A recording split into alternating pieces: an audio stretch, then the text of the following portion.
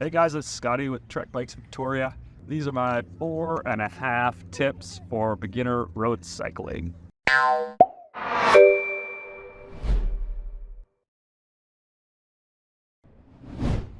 talking about hand position in road cycling. So most of our riding is going to be done with our hands up on our hoods here. This is a pretty relaxed position. We can control our brakes quite well and shift our gears quite well. A nice kind of relaxed, chill position for out on a flat and we don't have to worry about anything is up on our tops here. Got a nice flat top. I also use this hand position for climbing sometimes when I'm just in a steady cadence going up a hill and I know I don't need to brake or shift. It's kind of a nice relaxed position as well. The drops are a bit more of an attack position. I like to use them when I'm descending because I can grab my brake levers and get a lot of leverage on the levers if I have to really honk on them. Also like to use it when we're riding the waterfront here and it's really windy, get low. And finally, I like to use it when climbing because I can stand up and I can sway the bike back and forth. See, in that last corner, I had my outside foot down. I was looking ahead and I was in the drops.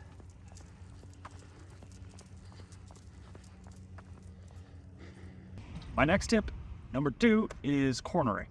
First of all, we want to have our pedal or our outside pedal down. So when I'm coming through the corner, my pedal is down.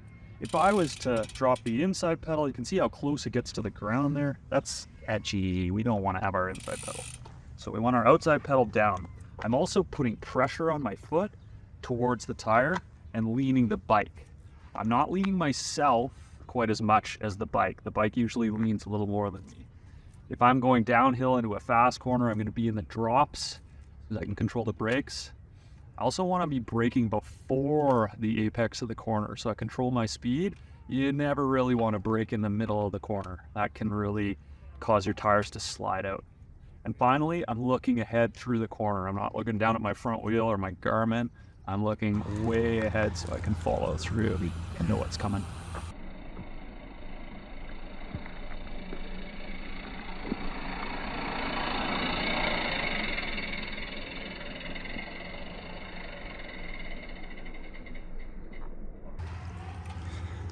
Okay, tip number 3, climbing. We're talking about climbing really steep hills here. A lot of climbs can be done seated, but when the hill gets super steep, you should probably stand up. If you're seated, you're going to be putting a lot of pressure on your legs and they're going to get pretty tired.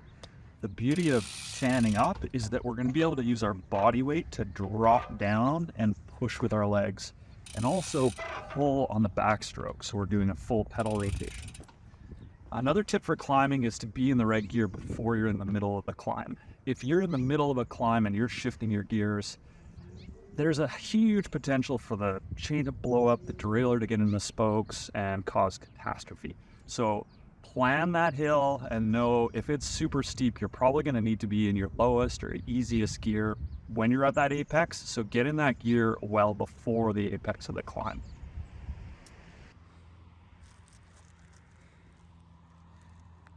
Finally, is kind of a sway technique. So when we're climbing and pushing down on the outside pedal, I'm going to sway the bike to the left, and when I'm pushing pressure down on the other pedal, I'm going to be swaying the bike to the right.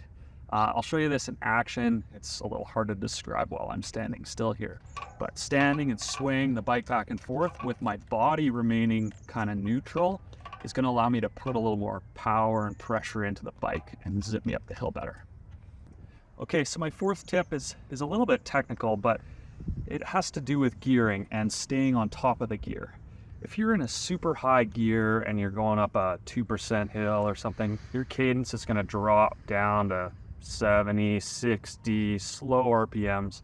I mean, some big, powerful guys can get away with that, but you want to keep your spin up a little bit more to the kind of 80 or 90 cadence, and that's pretty quick. And so thinking about the hill and thinking about your cadence, usually you're going to want to shift up an extra gear to get that cadence up and stay on top of the gear so you don't get bogged down. You'll be faster, you'll be more efficient with your legs, and you'll fatigue less.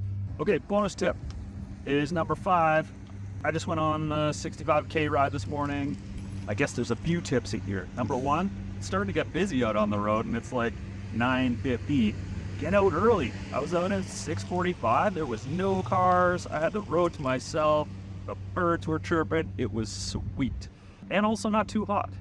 Speaking of hot, hydration. So I have drank about 1.5 bottles of water in that 60 to 70K this morning. Probably not enough. Probably should have drank 2 bottles because I was out for just over 2 hours. But hydration. What do I have in my bottles? I've got Scratch, electrolytes, a mixed one that's like super potent, and that's what I drink first. And then my second one's a little bit more water, I guess, less Scratch. I'm always carrying 2 bottles with me. If I'm going to do a big monster ride, I might stop and fill one up or ration it. But think about drinking a bottle in an hour. That's good hydration. Drink before you get thirsty. If you're drinking when you're thirsty, you're going to probably cramp about 15 minutes later. So stay on top of your hydration. What else am I carrying with me? I've got my flat repair kit here. So I've got my little Bontrager bag, kind of customized. It's got like, well, my basics, right? I want to be able to fix a flat on the road and not call my wife. So I got a spare tube, got a couple CO2 canisters and a chuck and a patch kit, which I'm never going to use, and a single tire lever because I can change a flat pretty easily. So that's my basics. I'd probably carry an Allen key if I was a little more prepared.